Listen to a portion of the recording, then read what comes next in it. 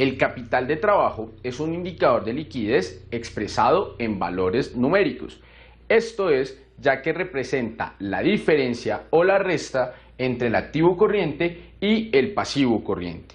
Por lo tanto, teniendo en cuenta que los activos corrientes son los bienes o derechos fácilmente convertibles en dinero y los pasivos corrientes corresponden a las obligaciones que se vencen a un término menor a un año, esto sería la plata que nos queda para trabajar, puesto que al hacer la resta del activo corriente menos el pasivo corriente, tendremos el dinero disponible para trabajar.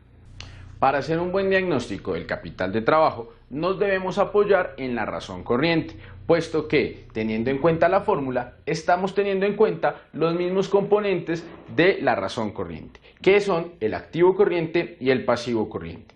Dicho esto, podemos identificar que el capital de trabajo va a estar en un escenario favorable siempre y cuando sea positivo, es decir, cuando la razón corriente sea mayor a 1, ya que los activos corrientes van a ser más grandes que el pasivo corriente. Si el capital de trabajo fuese 0, la razón corriente va a ser igual a 1. Esto significaría que el activo corriente tendría el mismo valor que el pasivo corriente. Mientras que en un escenario desfavorable tendríamos un capital de trabajo negativo o una razón corriente menor a 1. En este escenario, los pasivos corrientes serían más grandes que el activo corriente y por lo tanto el activo corriente no podría cubrir todas las obligaciones que tienen un vencimiento menor a un año. Una variación del capital de trabajo es conocido como el KTNO, que corresponde al capital de trabajo neto operativo. En él vamos a utilizar la misma fórmula, activos corrientes, pero en este caso operativos, y vamos a restar los pasivos corrientes también operativos. Recordemos que las cuentas operativas son aquellas necesarias para la operación. Por ejemplo, en los activos corrientes serían los clientes y los inventarios, y en el pasivo corriente los proveedores, las cuentas por pagar, los impuestos y los beneficios a empleados.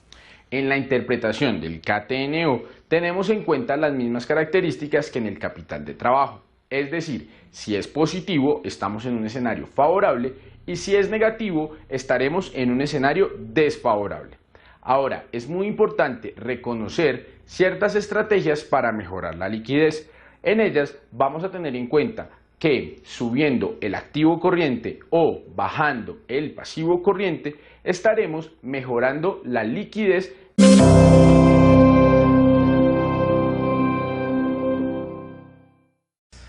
La razón corriente es el indicador de liquidez por excelencia, ya que permite la evaluación entre la relación de los activos corrientes y los pasivos corrientes. Recordemos que los activos corrientes son esos activos fácilmente convertibles en dinero y los pasivos corrientes son esas obligaciones que se deben responder o pagar a un plazo menor a un año. Ahora veamos la fórmula. La razón corriente es activo corriente dividido el pasivo corriente. Esto, al ser una división, nos da como resultado un índice. Dicho índice, si es mayor a 1, representa una condición favorable para la compañía, puesto que al ser mayor a 1 una división, el numerador va a ser más grande que el denominador. Esto significa que tenemos activos corrientes suficientes para poder responder o respaldar el pago de los pasivos corrientes. Si este indicador fuese igual a 1, el activo corriente sería el mismo número que el pasivo corriente y no quedaría dinero disponible para trabajar.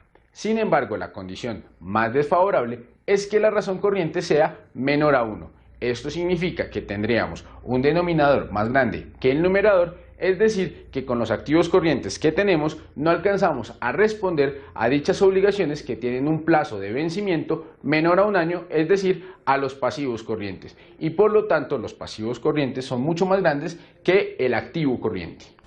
Teniendo en cuenta la fórmula de la razón corriente, la cual depende del activo corriente y del pasivo corriente, podemos determinar que dicho indicador depende únicamente de las cuentas del balance general o estado de situación financiera.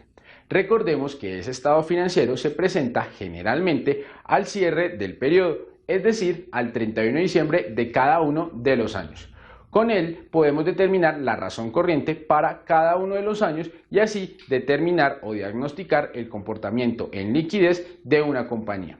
Veamos un ejemplo en el cual tenemos la razón corriente de una misma empresa para 3 años consecutivos. En el primer año tenemos un escenario desfavorable de 0.8, es decir, está por debajo de 1. En el año 2 tenemos un escenario favorable de 1.2 por estar encima de 1. Y en el año 3 tenemos un indicador del 0.7, es decir, pasamos de un indicador favorable a desfavorable, puesto que ahora el 0.7 se encuentra por debajo de 1. Ahora bien, para entender el comportamiento de la razón corriente, nos vamos a basar en el análisis horizontal. Recordemos que con el análisis horizontal podemos determinar si una cuenta ha crecido o decrecido. Y esto por lo siguiente: si el indicador pasó de un escenario desfavorable a uno favorable, se pudo haber dado dos condiciones, y es que el activo corriente haya subido o el pasivo corriente haya bajado. Mientras que si el indicador pasó de un escenario favorable a un escenario desfavorable, esto se da porque el activo corriente disminuyó o el pasivo corriente ha subido.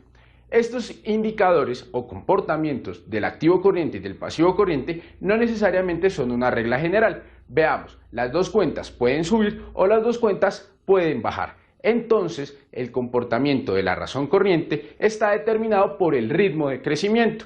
Por lo tanto, si un activo corriente ha disminuido y el pasivo corriente también ha disminuido, este puede aún mejorar la razón corriente, siempre y cuando el pasivo corriente haya disminuido a un mayor ritmo que lo que disminuyó el activo corriente. También, si las dos cuentas crecen, el activo corriente tendrá que crecer a un ritmo mayor que el pasivo corriente y allí el indicador razón corriente va a mejorar. En el escenario que la razón corriente empeore, es decir, pase un escenario desfavorable menor a 1, pudo haber sido que las dos cuentas hayan crecido o las dos cuentas hayan bajado. Si las dos cuentas han crecido, el pasivo corriente tuvo que haber crecido a un mayor ritmo que el activo corriente. Y si las dos cuentas han bajado, pero el escenario pasó a ser desfavorable, significa que el activo corriente bajó, pero a un ritmo menor que lo que bajó.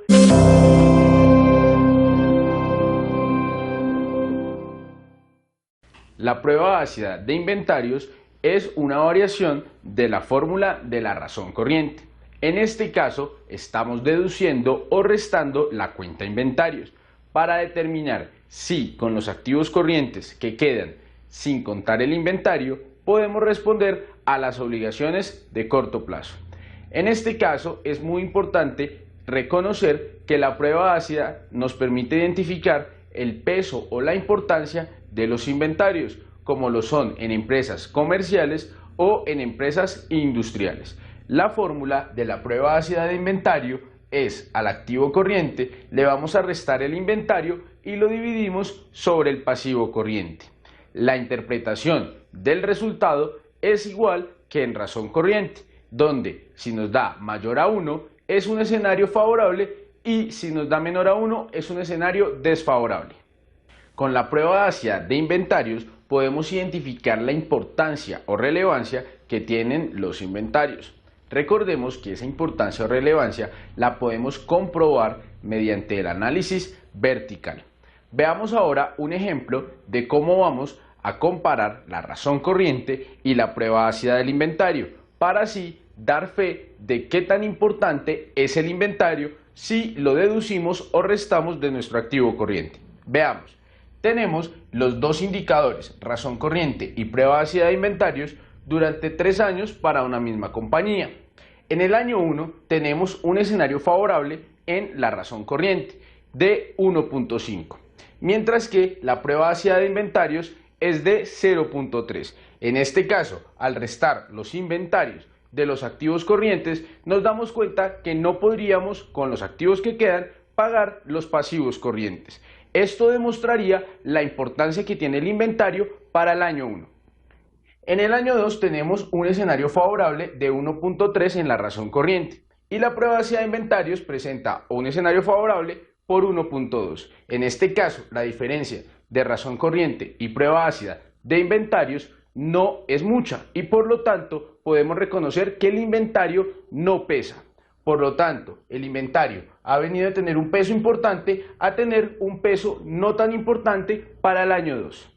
En el último año, en el año 3, tenemos un escenario desfavorable tanto para la razón corriente como para la prueba ácida de inventarios, puesto que los dos están menor a 1. Sin embargo, al observar la diferencia entre la razón corriente y la prueba ácida de inventarios, podemos darnos cuenta que los inventarios siguen pesando poco, puesto que la diferencia entre 0.7 y 0.6 no es mucha. En este caso, también podemos darnos cuenta de que el peso de los inventarios no es significativo y por lo tanto la prueba ácida y la razón corriente son similares.